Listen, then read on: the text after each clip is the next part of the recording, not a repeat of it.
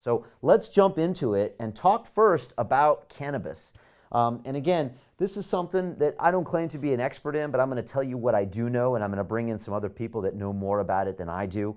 Cannabis obviously is a plant that's been around in this world for thousands and thousands of years. We know that various civilizations have had a relationship with cannabis as a plant teacher, and there are many plant teachers, whether it's tobacco, ayahuasca, psilocybin mushrooms. They're not plants, but they're fungus, but still, I mean, we have all sorts of relationships with plants. The fascinating thing about cannabis is that inside our human body, we have these cannabinoid receptors everywhere, on our skin, in our gut, in our brain, and so it means that we naturally produce this, and we also have interactions with plants that produce this. And at first it seems weird, but then later it doesn't seem weird because, we are all organisms in this world, and we all have relationships with each other, and we've been symbiotic for many, many, many, many thousands of years. So it's not such a surprise, but cannabis is very interesting in itself.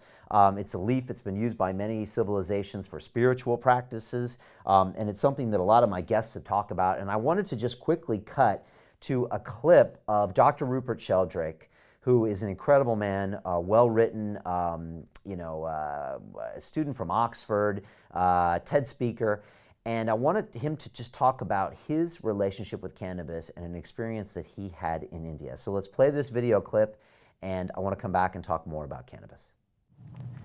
Sometimes they're purely recreational. I mean, a lot of people who smoke cannabis at parties are not doing it for a spiritual experience. But traditionally, it has been used in a spiritual context. And as I say in this book, the first time I actually took cannabis, I was in India. I was traveling through India from Cambridge on my way to Malaysia, where I spent a year studying rainforest plants.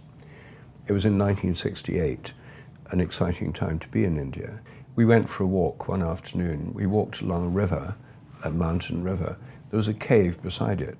And there was this figure in orange robes sitting there with a beard and long hair, the local holy man, Sadhu. And he beckoned to us and he said to my friend, come. He knew him and he spoke the language. My friend spoke the language. He invited us to sit down, then he brought out a chillum and he said to me, have you smoked Shiva's holy plant before? And I said, no, I didn't really know what he meant. And so he did an invocation to the god Shiva and then showed me how to smoke it and passed me this clay chillum. And it was incredibly strong cannabis. So I was suddenly blasted into this altered state of consciousness, which were in the midst of the Himalayas with a stream flowing down, this sadhu in orange robes. I'd only been in India 4 or 5 days. It was all utterly exotic.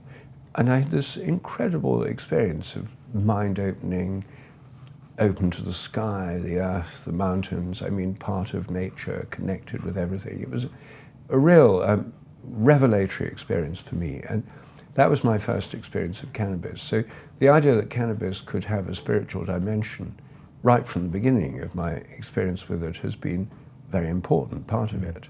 Love Dr. Rupert Sheldrake. He's just got such a great way of looking at things, and he's just super honest about his own experiences. And that was his experience with cannabis, and many of my guests here on London Real have intimate relationships with cannabis, including Dorian Yates and many others. When it comes to the history of cannabis, it's kind of fascinating. In America, it was really demonized in the 1930s and 1940s, and as they look more into it, might even been for racial reasons, to really separate a country that was starting to become integrated.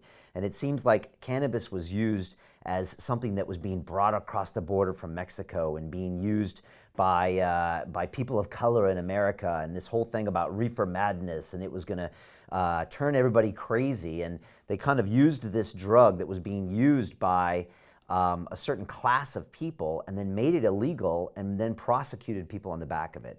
Some also say that it was because of hemp was taking over paper and the major paper mills didn't want that to be competing. But basically it became illegal in America, and it was thought to be this dangerous drug that was associated with all of these bad and despicable parts of society.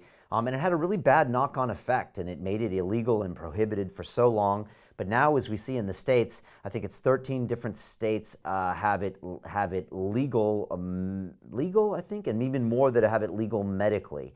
I don't know, maybe it's 13 that it's medically legal, and it's recreational legal in a few less. At London Real, we believe that individual transformation can change the world. Join us and start your journey today.